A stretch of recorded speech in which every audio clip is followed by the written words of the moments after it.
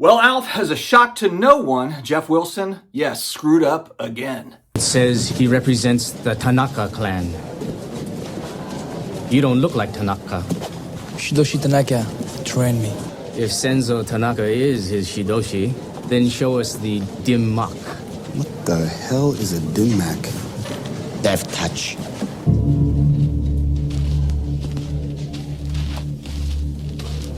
Vic, choose a break. Okay, Frank. What about this one?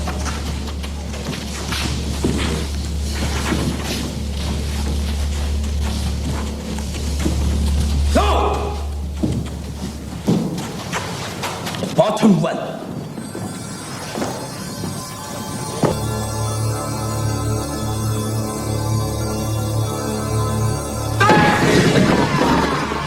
Friends, welcome back to another episode of the Sports Card Dad. We've got a few different topics today. The first one we're just going to hit on quickly here. We're just going to put a bow on it. Geoff Wilson tackled the whole shill bidding thing with Patrick Ryan, the Beckett conversation, did the teapot dinner table thing where they talk about it and throw different little knickknacks at each other. They don't actually throw anything at each other. They were talking about it last night. First one, Alf, play it up. All right, Ryan, what is your thought on this? The first thing I thought of is, what if you did this? I think the hobby internet would break. Oh my God, they would destroy me. I thought about it. Yeah. Can you believe that? Yes. They would destroy. Yeah. I can say from day one, I like that concept of like bidding on your own item, like that would be such a killer for me in the position I'm in if I were to have ever done that or ever do that. Like I have been scared about that aspect of like, God forbid, because I do this, by the way, I send stuff to consignment all the time. Just, I got stuff out there through DC Sports. I used to use Probstein a lot when he was on eBay and all these different consigners.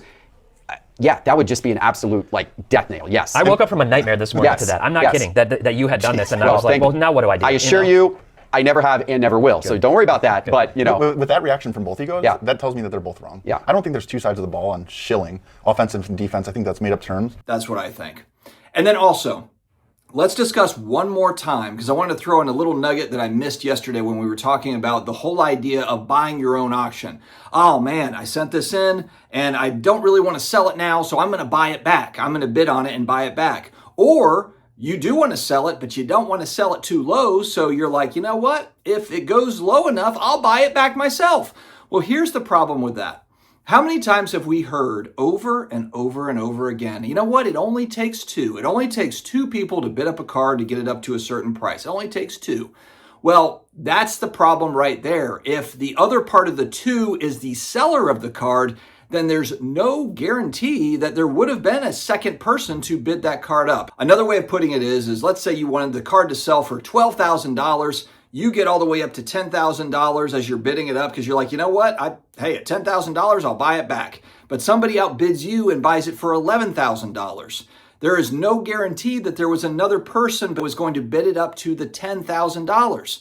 We'll never know. Whether we're calling that offensive shill bidding or defensive shill bidding or special team shill bidding or draft day war room shill bidding, whatever we're putting a name on for that particular type of shill bidding, it just screws it all up, no matter how you slice it. When you have a card at auction, you cannot bid on your own card. You cannot.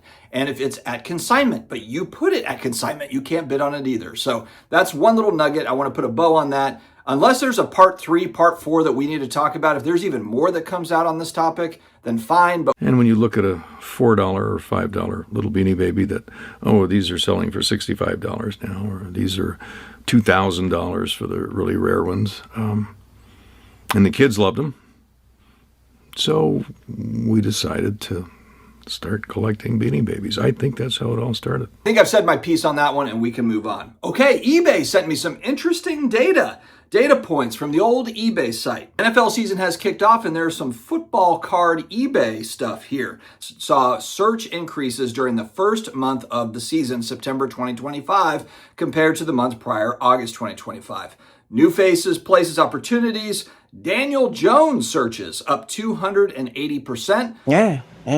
Quentin Johnson searches up 280%. Cam Skattebo, before he got hurt, plus 170%. Tucker Kraft, plus 160%. Javonte Williams, plus 150% as far as searches go on eBay. And Amiga Aguba, and I know people, there's all these people in the chat that pretend like they know everybody's name. It's Aguba, or they'll say, no, it's Ekguba. I've literally heard his name pronounced 7 different ways. The wide receiver for the Bucks, plus 140% in September for search results. Young QBs leading upset wins. October 10th, 2025, the day after the Giants upset the Philadelphia Eagles, searches for Jackson Dart increased over 340% compared to the average day during the week prior to the game between October 2nd through the 8th. On September 9th, the day after he led the Vikings to a divisional win over the Bears, J.J. McCarthy over 2,900 times per hour, these searches. As far as high value sales on eBay, they did report over here to me between September and October 29th.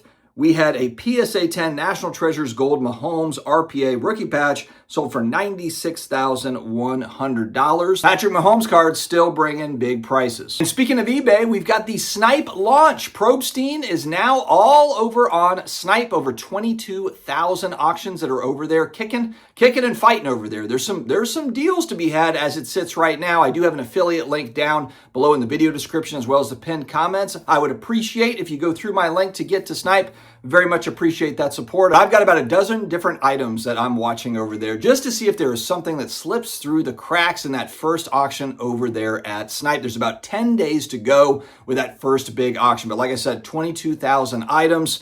And there's already trash talk on some of these items. It's going to be fun. I'll have Rick back on the show next week to talk about what's going on. How did the launch go? How's he feeling? What's going on behind the scenes? And tell us all about the Snipe action. Now, Geoff Wilson screwed up. That's the title of this video. And the reason why I titled it that is because I asked him, I texted him a couple days ago, hey, are we getting back on next week, for our monthly every 4 to 6 week show? No response yet. No response yet.